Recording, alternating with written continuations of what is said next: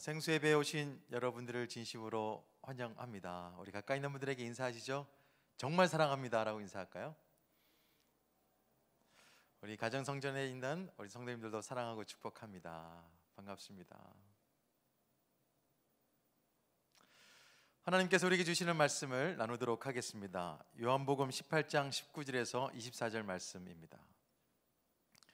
요한복음 18장 19절에서 24절, 제가 먼저 읽고 여러분께서 교독해 주시기를 바랍니다. 대제사장이 예수에게 그의 제자들과 그의 교훈에 대하여 물으니, 예수께서 대답하시되 내가 드러내놓고 세상에 말하였노라. 모든 유대인들이 모이는 회당과 성전에서 항상 가르쳤고 은밀하게는 아무것도 말하지 아니하였거늘 어찌하여 내게 묻느냐? 내가 무슨 말을 하였는지 들은 자들에게 물어봐라. 그들이 내가 하던 말을 아느니라. 이 말씀을 하심에 곁에 섰던 아랫사람 하나가 손으로 예수를 쳐 이르되 내가 대제사장에게 이같이 대답하느냐 하니, 예수께서 대답하시되 내가 말을 잘못하였으면 그 잘못한 것을 증언하라. 바른 말을 하였으면 내가 어찌하여 나를 치느냐 하시더라. 안나스가 예수를 결박한 그대로 대제사장 가야바에게 보내니라. 아멘. 인생에서 최고의 축복 중에 하나가 만남의 축복이라는 것은 모든 사람들이 다 알고 있는 이야기일 것입니다. 이 땅에 태어나서 어떤 부모님을 만나느냐, 또 어떤 친구를 만나느냐, 어떤 선생님을 만나느냐, 어떤 배우자를 만나느냐, 어떤 리더를 만나느냐에 따라서 우리의 인생은 극과 극으로 바뀌는 것을 아마 직접 경험하신 분들도 많이 있을 것입니다. 특히 신앙적인 면도 그렇습니다.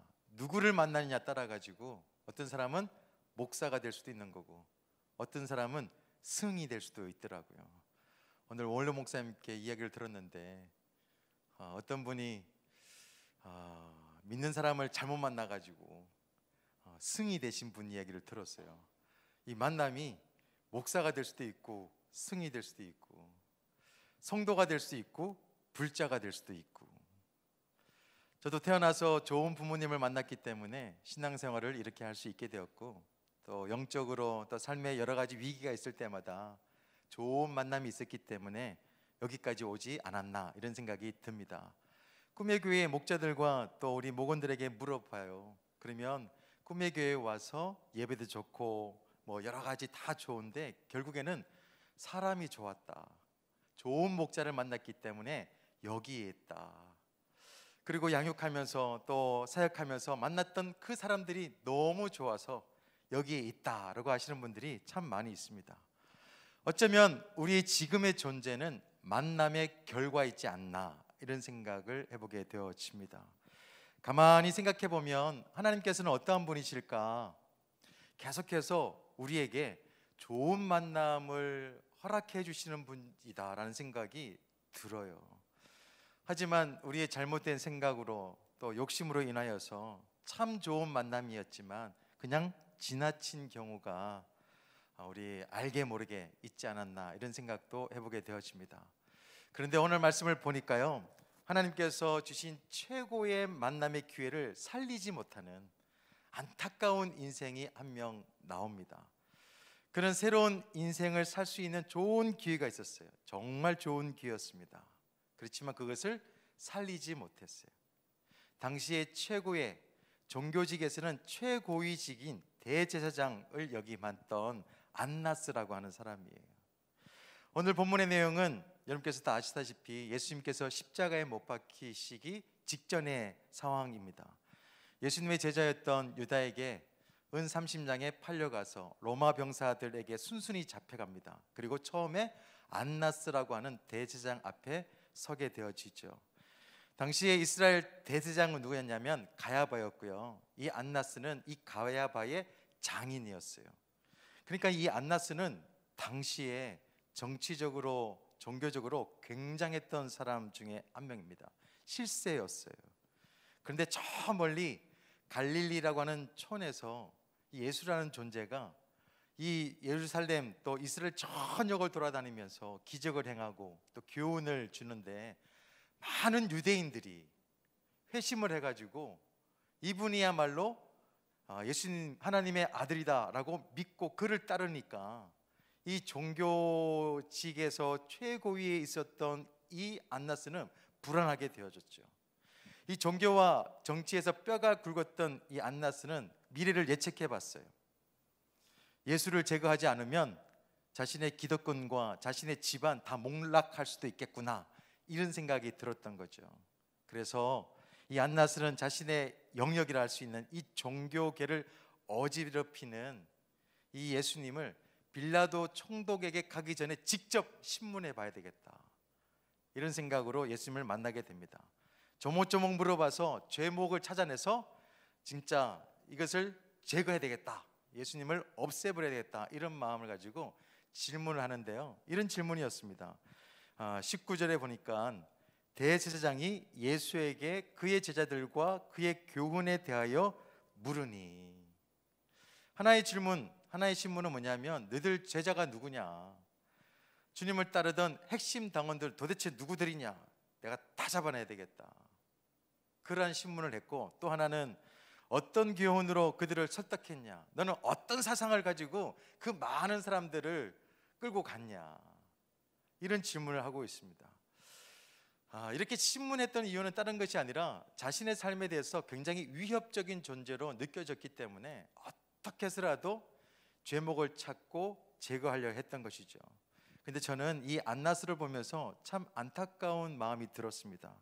왜냐하면 이 안나스에게 새로운 인생으로 살아갈 수 있는 좋은 기회가 왔는데 자신의 욕심으로 인하여서 그 기회를 놓쳐버린 거예요.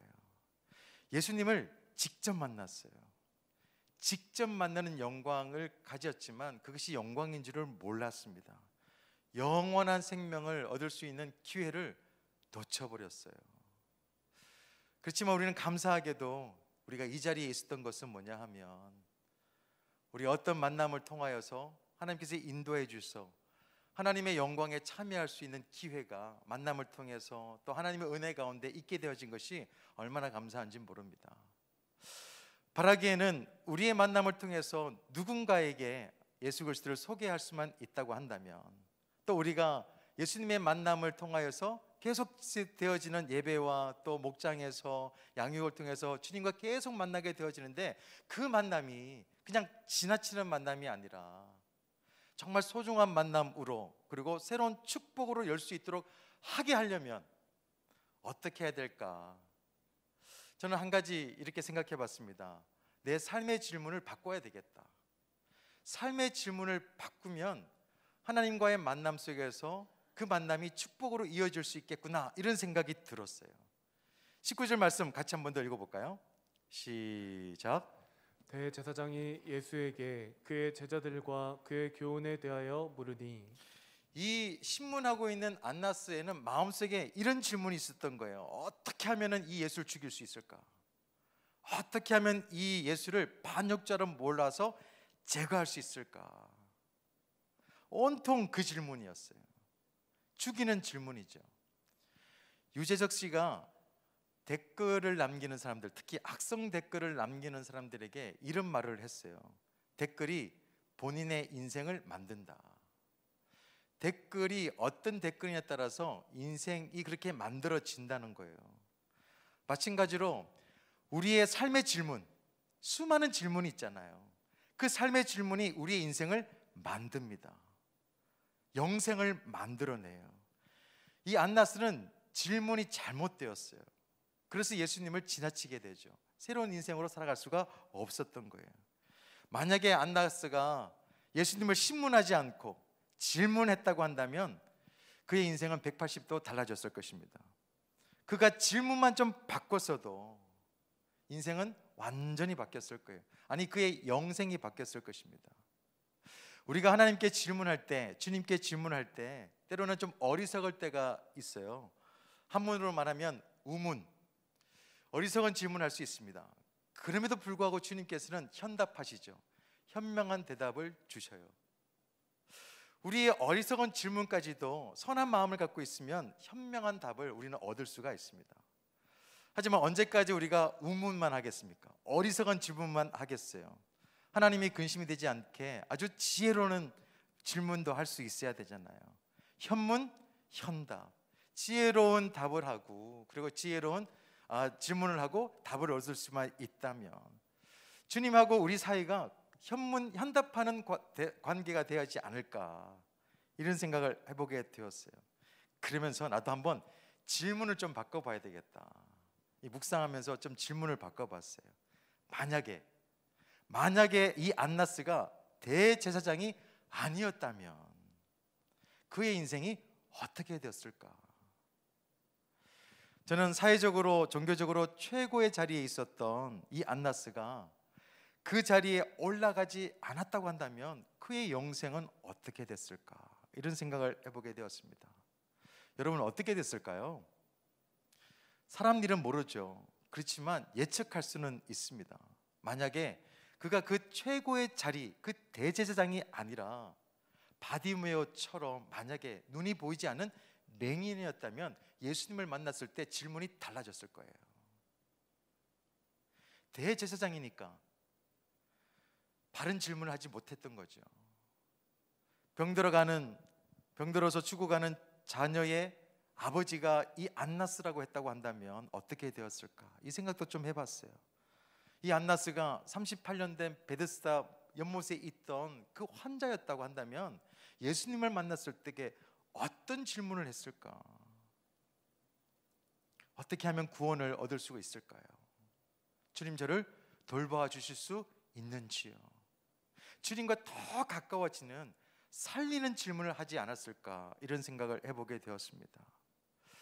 아마 예수님을 만났을 때 이 안나스가 대제사장이 아니라 다른 존재였다고 한다면, 연약한 존재였다고 한다면 신문하지 않고 질문했을 것 같다, 이런 생각이 들었습니다. 그렇지만 안나스는 모든 것을 다 가진 사람이었잖아요. 최고의 사람이었습니다. 안타깝게도 예수님과의 만남을 잘못함으로 인하여서 그는 모든 것을 잃어버린, 모든 것을 버려버린 진짜 아무것도 아닌 인생이 되어버렸습니다. 안나스가 욕심을 빚어서 나온 신문이 아니라 좋은 질문을 했다고 한다면 아마 주님께서 가장 좋은 답을 주시지 않았을까, 이런 생각을 해보게 되었어요. 내 중심이 아니라 주님의 중심으로 질문을 좀 바꿔야 됩니다. 내 삶의 현실에서 툭툭 튀어나오는 질문들이 있죠. 왜 저만 이렇습니까? 왜 저만 힘듭니까?가 아니라 주님 중심에서 내 욕심을 벗고 주님의 기쁨이 되는 질문을 던질 수만 있다면 우리가 예배를 통해서 또 기도의 시간을 통해서 하나님과의 만남은 축복의 만남으로 바뀌게 되어질 것입니다. 예수를 죽이려고 하는 그런 마음을 가진 신문에 대해서 주님께서는 그 안나스에게 이런 답을 해요. 보겠습니다. 20절 21절 말씀 같이 읽겠습니다. 시작.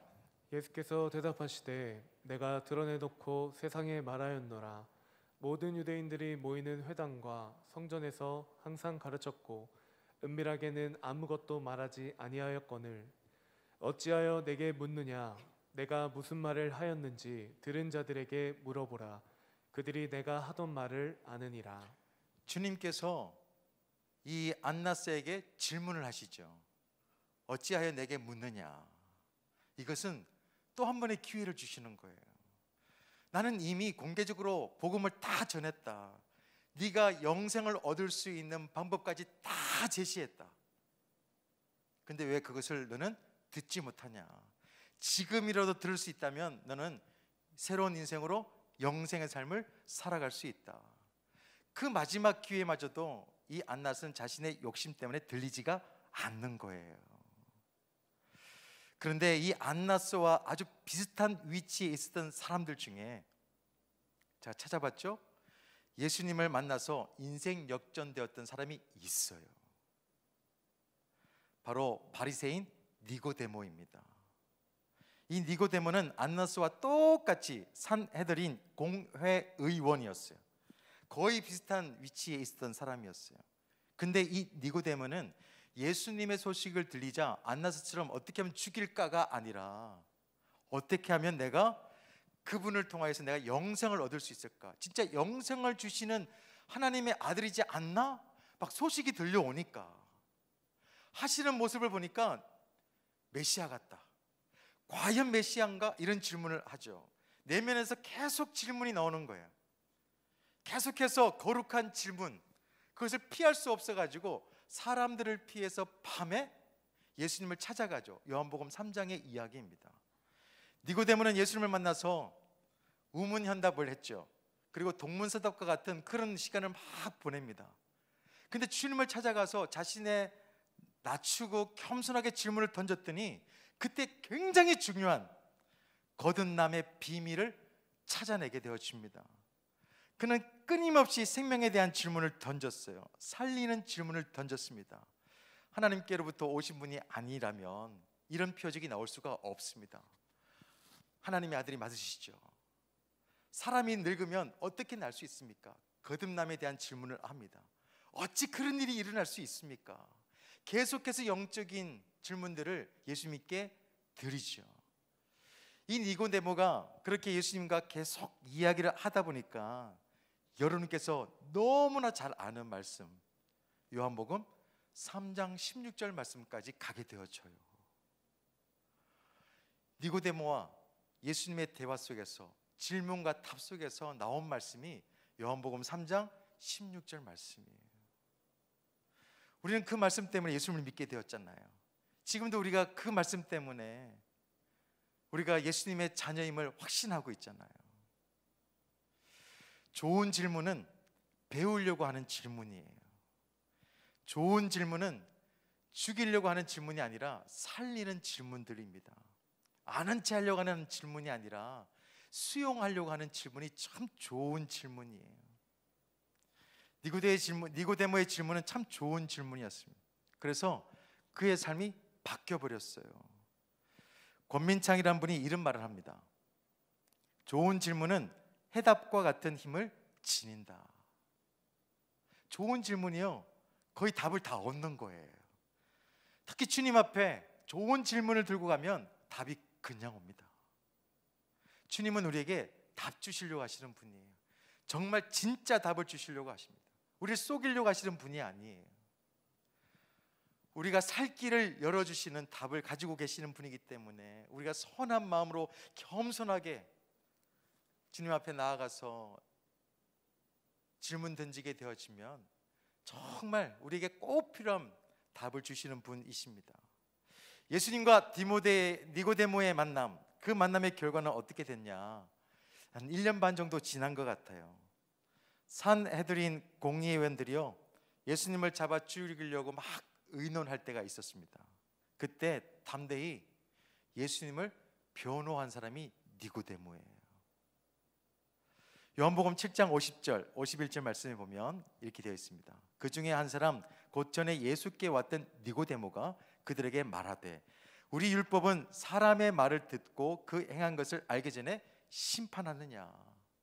무슨 말이냐면 니고데모는 공의회원들에게 그렇게 말하는 거예요. 예수님 말씀을 깊이 생각하지도 않고 무조건 잘못됐다고 하면서 확증 편향식으로 그렇게 고발하냐. 참 어리석다. 이렇게 하면서 예수님을 변호할 수 있는, 변호하는 그런 자리, 그런 영광을 얻게 되어지죠. 그것으로 끝나지가 않아요. 예수님께서 십자가 형틀에 죽으시는 날 밤에 예수님의 시신이 있는 곳으로 찾아가시죠. 찾아가가지고 어떤 일을 하냐? 요한복음 19장 39절이에요. 일찍이 예수께 밤에 찾아왔던 니고데모도 몰약과 침향 섞은 것을 100리트라쯤 가지고 온지라. 장례는 굉장히 중요한 거잖아요. 특히 예수님께서 인류를 위해서, 그 구원을 위해서 죽으셨어요. 근데 이 니고데모가 이 장례에 참여하고 있는 것을 볼 수 있습니다. 이건 영광이에요. 가장 중요한 사건, 이 십자가 사건에 예수님의 시신을 직접 만나고 거기에다가 장례의 용품을 부을 수 있는 그것, 예수님께 대한 그의 사랑과 신뢰를 표현할 수 있는 그 기회를 얻을 수 있다는 것, 정말 큰 영광이지 않나요? 좋은 질문을 했던 이 니고데모가 하나님으로부터 받게 되어지는 영광입니다. 그가 하나님의 나라 그 영광에 참여할 수 있던 것은 뭐냐? 항상 그 생각에 이 땅의 것을 위한 질문이 아니라 하나님 나라에 대한 관심이었고 하나님 나라에 대한 질문이 있었기 때문에 가능한 거예요. 제가 하고 싶은 말씀이 이것입니다. 우리의 생각은 온통 이 땅의 것에 관심이 있어요. 어떻게 하면 돈을 벌 수 있지? 어떻게 하면 좋은 데 취직할 수 있을까? 어떻게 하면 좋은 주식을 살 수 있을까? 어떻게 하면 좋은 아파트, 좋은 그 아파트를 분양받을 수 있을까? 이 땅에 살아가면서 참 필요한 질문들입니다. 그렇지만 우리가 주님 앞에 있다고 한다면, 에고의 힘이 주님께서 내 옆에 있다라고 한다면 우리는 세상적인 질문이 아니라 영적인 질문이 우선되어야 합니다. 진지한 질문이 우리 입속에서, 우리 삶 속에서, 우리의 생각 속에 들어있어야 돼요.